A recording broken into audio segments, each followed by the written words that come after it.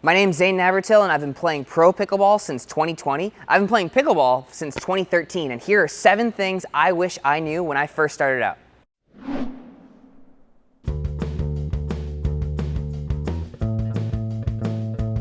The very first thing is, don't take pickleball for granted and be humble.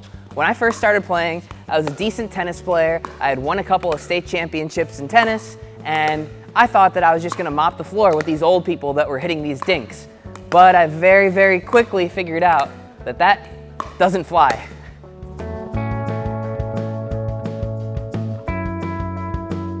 The second thing I wish I knew when I was coming over from tennis and starting out pickleball was a little bit more about the ready position. So I'm here with JT, who you probably remember from a few other videos, and we're gonna work on the couple of different quick tips that I wish I knew about ready position.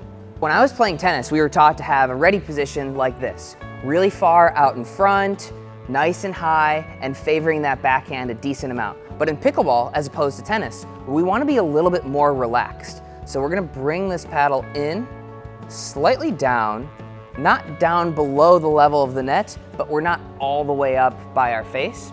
Even though you might have seen that in previous Zane YouTube videos, I'm a changed man. And then finally, we don't want to be favoring our backhand a ton. We want to be in a little bit more neutral of a position. The big problem with the tennis ready position is you can't really punch your volleys when you're super far out. And that's by design. In tennis, we don't really want to be swinging at our volleys. But here in pickleball, we do want to be giving some oomph to our volleys.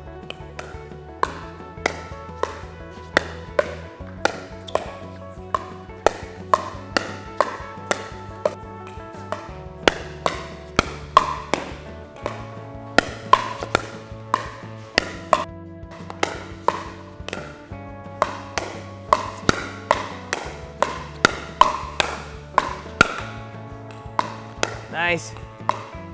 So in tennis, our ready position when we're at the net is always pretty nice and high. And in pickleball, when we're at the net, we do definitely want our paddle above the level of the net. But as we start to back up in the court, what you'll notice is our ready position should be coming down in height.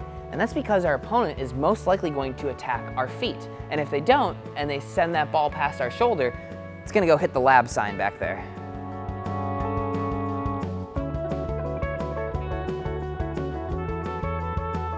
So when I first started playing, even when I was up at the kitchen, I was taking my full tennis swings and I was popping the ball up left and right, and my opponents were smashing it past me.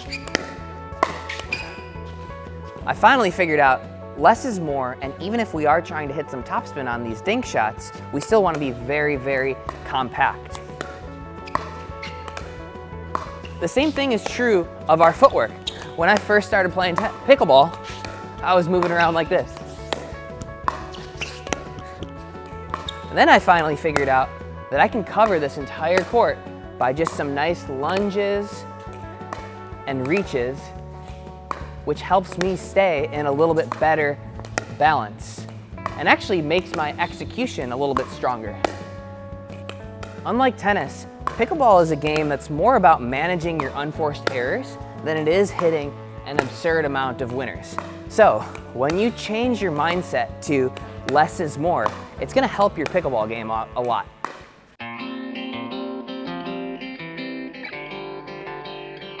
The fourth thing I wish I knew was to warm up properly and not overtrain. When I first started playing pickleball, I was so excited to actually get in the game that I would just skip the warm up altogether. I would play for like 4 hours per day, and then at 22 years old, I was like, man, I am sore as all hell the next day because I didn't cool down, I didn't stretch, and I was definitely overtraining. Luckily, now I have the Aim 7 app, which provides personalized recommendations based on the metrics given by my wearable devices, such as Apple Watch, Whoop, or Oura Ring. It gives me advice on a great warm-up routine, cool down stretches, as well as plenty of recovery stuff to make sure that I do feel fine the next day. So when I first started playing pickleball, I wish I had the Aim 7 app. Check out the link in the description to see how you can get a free month of the Aim 7 app.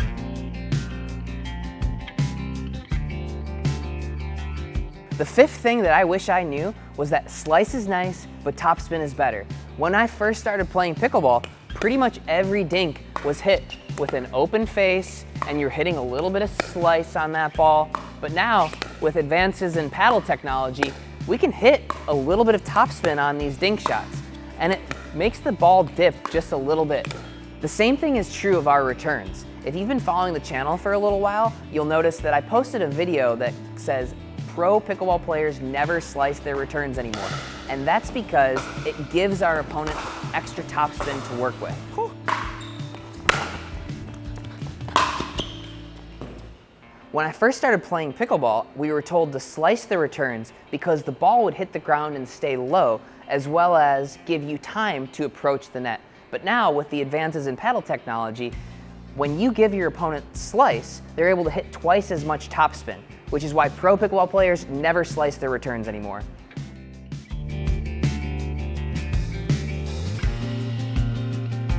Number 6 is don't forget all of your tennis, but you do have to learn some of the nuanced pickleball shots. If you're a tennis player, the drive probably comes naturally to you. So it's okay to drive and hit aggressive third shots, but you do still want to work on that drop shot because you do need to get to the net somehow or another. And no matter how good your drive is, there's always going to be somebody that can handle it. So you do need to develop that third shot drop as well.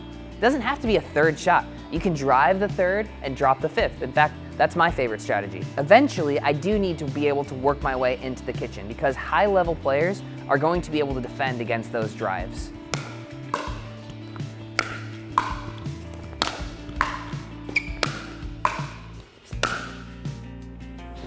Oh no.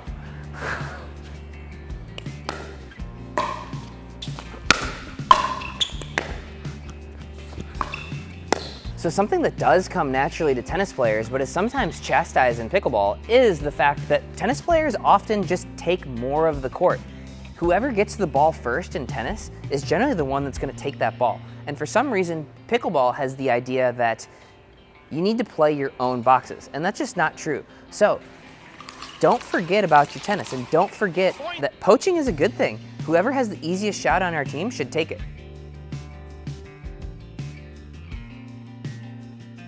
The last thing is, you need to be constantly studying the game because the game is constantly evolving. Players are changing the patterns with which they're attacking. They're sliding into position. They're hitting new shots like the tomahawk or the banana shot or the scorpion, all of which can be found on Zane Navratil Pickleball. Shameless plug to subscribe. But if you don't have a growth mindset in this game, you're gonna get left behind.